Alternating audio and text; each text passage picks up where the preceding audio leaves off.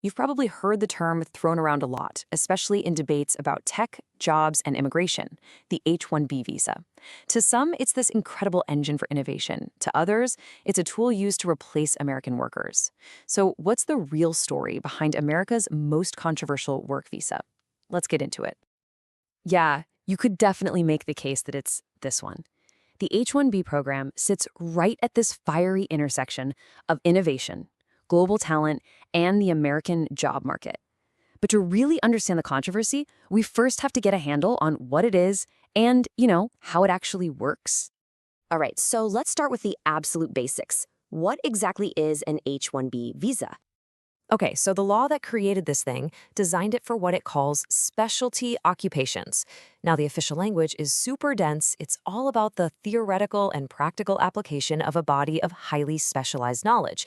But let's be real. In plain English, it just means a job that needs, at a bare minimum, a bachelor's degree or its equivalent in a very specific field. So, how does someone from another country actually get one of these visas? Well, it is not a simple application. It's a whole multi-step, incredibly competitive journey that starts way before the worker even gets involved. The whole thing kicks off with the employer. They register a potential employee. But here's the catch. Because the demand is just so insane, that registration basically just gets them a ticket to a lottery. It's a game of chance.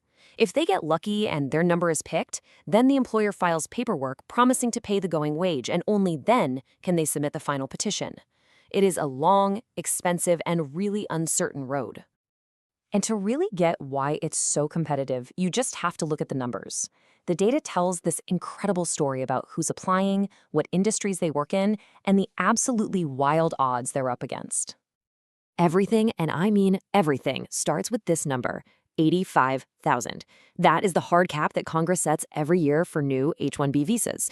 Now, sure, some are exempt, but for most companies, that's the magic number that defines the entire supply. And despite years of intense lobbying to raise it, that number has stayed completely fixed. Okay, so now let's put that fixed supply up against the demand. In a recent year, employers submitted over 758,000 registrations for those 85,000 spots. Just let that sink in for a second. For every single visa up for grabs, there were nearly 9 hopeful applicants. The odds of even getting a chance to apply are just incredibly slim. So, where are all these workers coming from? The data here is, well, it's beyond clear. The program is just overwhelmingly dominated by applicants from India. We're talking more than 70% of the visas. China comes in at a distant second, and then every other country in the world is lumped together in that remaining slice. And which parts of the US economy are using this program the most?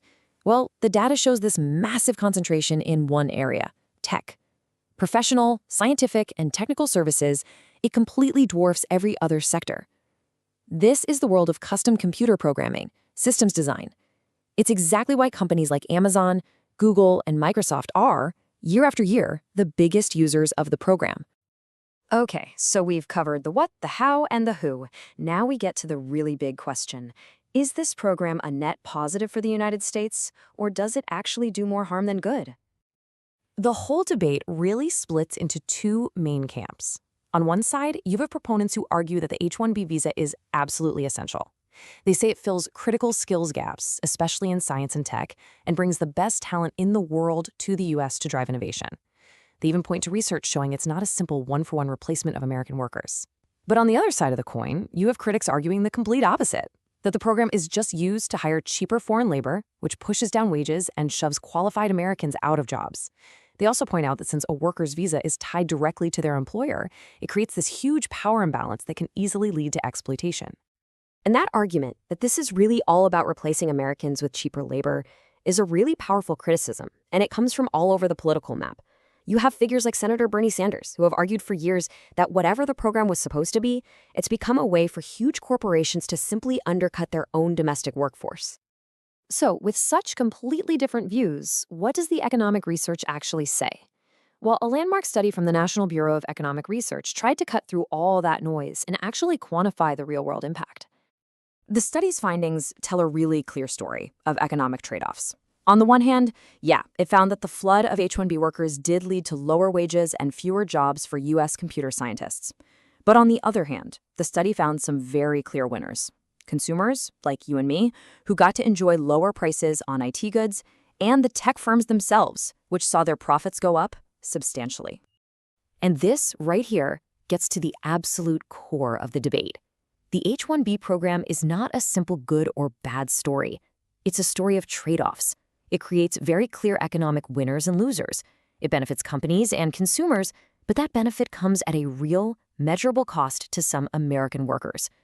So the ultimate question for policymakers, and really for all of us, isn't whether the program has an impact, but whether that impact strikes the right balance.